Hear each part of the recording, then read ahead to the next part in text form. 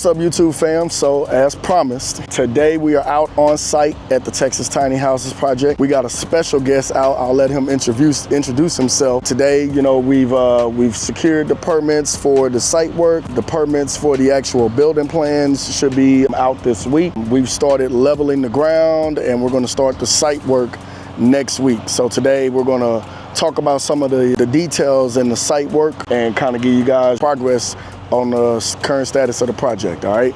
So let me introduce you guys to my special guest, my boy all the way from the Dirty D, Dallas, Texas. But he a Florida boy, you know what I'm saying? He a transplant to Dallas, but he a Florida boy, all right? So y'all make some noise. Coming to the stage, as my boy Andre always says, my boy Will. Oh, yeah, for sure, man. So Will Cyrus from Pompano Beach, Florida. What I do, I own my own real estate development firm in which we build modern new construction homes and higher end neighborhoods out in the Dallas-Fort Worth area. So right now, a couple of my projects range in between 1.5 to 3.5 million. I actually have 6 of those going right now. So like, you know, that's kind of what I do, you know, bringing that modern luxury, upscale feel to Dallas, you know, showing, you know, the market that, you know, blacks too, you know, can have success in the luxury market space, and that we can do things with excellence, and that we don't cut corners, and we do solid and great business. So, you know, just a little engine from the hood, who could, you know, that's what I do. You know, that's me in a nutshell. So that's my boy Will. You know, if you're in the Dallas area, check out the Cyrus collection, man. Bomb homes, bro. I got to tour some last year. So today he is out with us at the Tiny House Project. We're showing him around. You guys are gonna get to hear some of the details that we're gonna be talking about in the project. So let's go ahead and start doing a walk around on the site.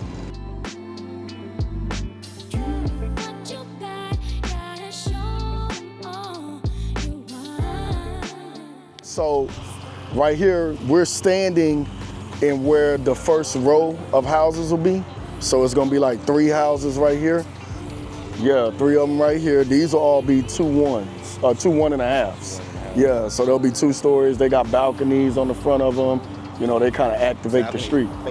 Yeah, they facing this way. I wish we could have had them facing downtown, but you know, the site, it would have been better if the street was on that side, then it would have been great. We could have got the downtown views. So we got the 3 that are facing this way, and then, you know, like, we're gonna have to regrade this ditch. We had to run, so there's no sewer line on either of these streets, but there's a sewer line running back there. It stops, you know, just short of our property. So we had to get an easement so that we could extend the sewer line to run back here. And then, you know, all of electrical will be underground connections because we got such a dense site. Yeah. So how many poles did you have to put out here? None, thank God. Yeah, we don't have to. Yeah, we're gonna connect to this one. So I think in the electrical plans there's a meter rack over here in the corner. Yeah, that's just some electrical box or some pedestal, but we're gonna put a meter rack up there. So when you walk past, so right now we standing in like the middle unit.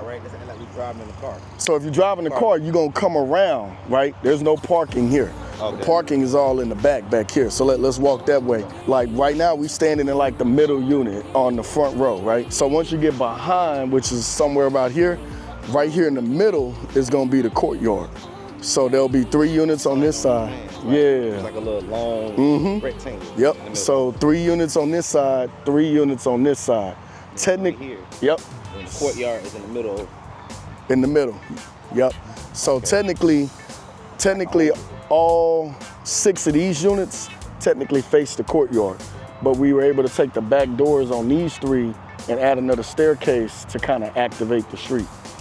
Yeah. So they can have park on the side of the street and come up? And get into their units, yeah. Not these people? Not these, no. So they'll park, the parking area is back here along the fence.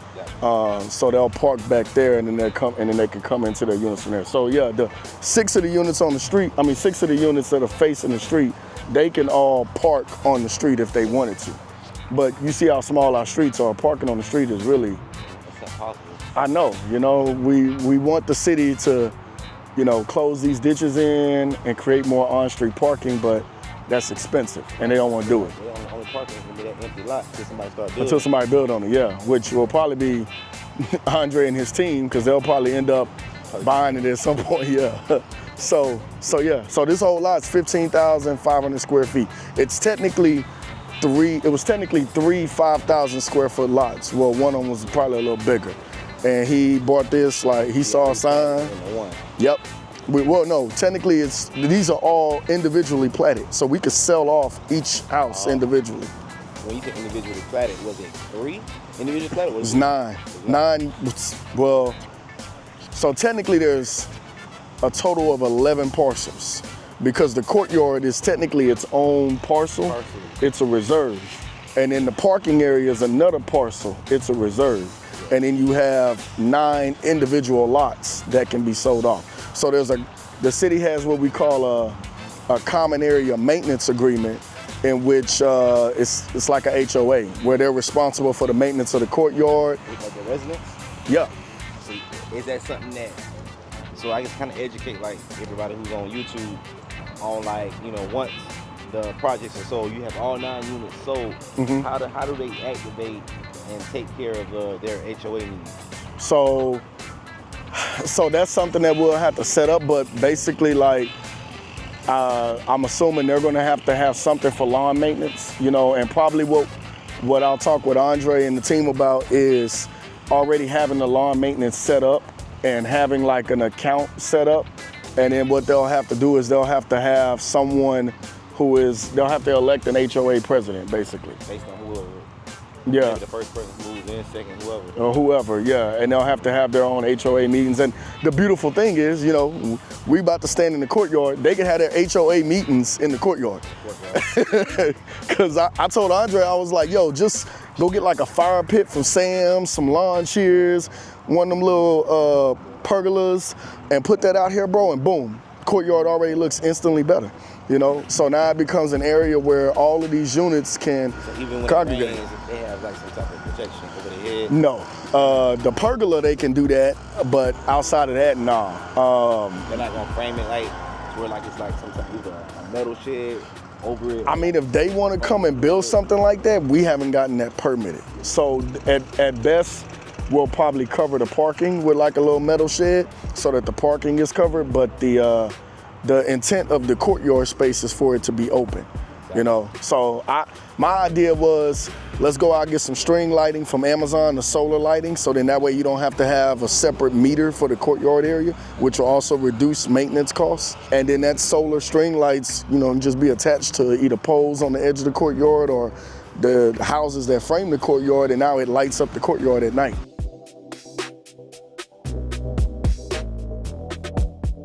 So the beautiful thing about these projects is that they allow us to create these communal gathering areas, right? Under the single family residential rules, we're not able to do this.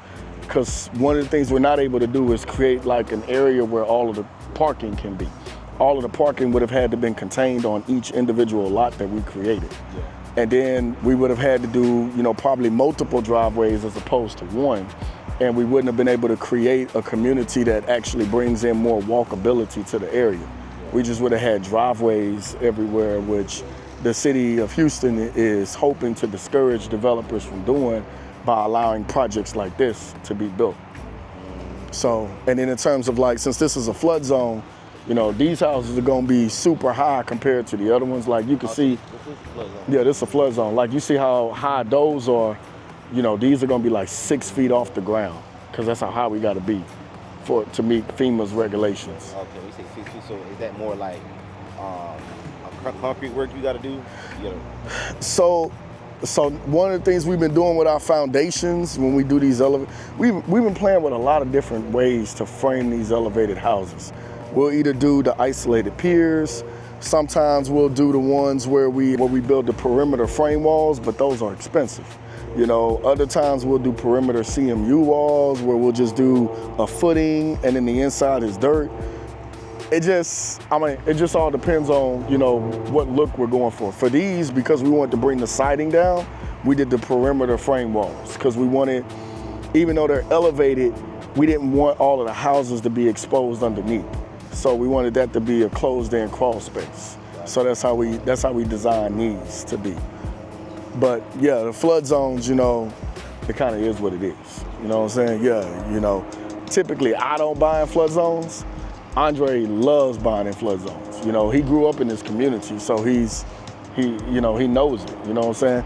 But for me, like, I get people sending me flood zone deals all the time. I was like, it takes, you know, like we have to do a conceptual drainage plan when we go to replat. Then we have to go and fight with the storm department. We automatically have to have drainage. Well, anytime you replat the lot, you have to have drainage systems. But we have to have the drainage systems under the lot and things like that. But the beautiful thing is we don't have to do detention because the courtyard, you know, adds enough green space to reduce our impervious cover and allow us to, you know, get away with just a regular French drain network running underground. Gotcha. Yeah. And then everything will outfall, I think, over here in this corner. Because we have to have a central point where all of the water goes into those ditches. So we'll regrade all of these ditches, and then there'll be a culvert for the driveway over here. And then, you know, we also have to build out the sidewalks because this project was approved before the city changed their sidewalk rules. Now, if there aren't any sidewalks in the neighborhood, we don't have to build the sidewalks anymore. Yeah, I hate sidewalks. Not that I hate sidewalks, yeah, it's just, I feel like it's the city's responsibility to build sidewalks, so why are you making developers do it? Yeah. That's not my responsibility, bro. Exactly. It's like I tore out an existing one, then I could. Yeah, then I feel, yeah. But if there's none in the neighborhood, why didn't you guys build them? Exactly. You know what I'm saying? So yeah, that's like when that's like them trying to make us widen streets. I'll be like, nah, that's your job. Why I gotta do that? And you making me do it on my dime? No, sir. No, sir. They're trying to make y'all in Houston widen the whole street. Sometimes. So this your lot from here to here, they want you to widen up. Depending on, like, if your site is a certain, like I have, like that acre that I took you to the last time you were here, because our site was so deep, the city wanted us to widen the street in front of our site. But we got bailed out because they already had money allocated and a project planned to start, I think, this year to widen the street. That was just a little tidbit, you know, me and Will, you know, both being developers, you know, we're able to share our knowledge and kind of give you guys a little insight into how we think, some of the challenges that we have to face in projects like this. As things go on, we're going to continue to work on more projects like this in the city of Houston and any cities and beyond if the Lord wills, all right? So make sure you guys like and subscribe. If you haven't, visit our website, middlehousingdesign.com, to view our stock plan catalog and also visit our coaching tab. We will be opening a coaching program for the Tiny House Project. We will be announcing it in the next couple of weeks, and we would love to have you guys a part of the journey as we build Houston's first courtyard development. So thank you for watching.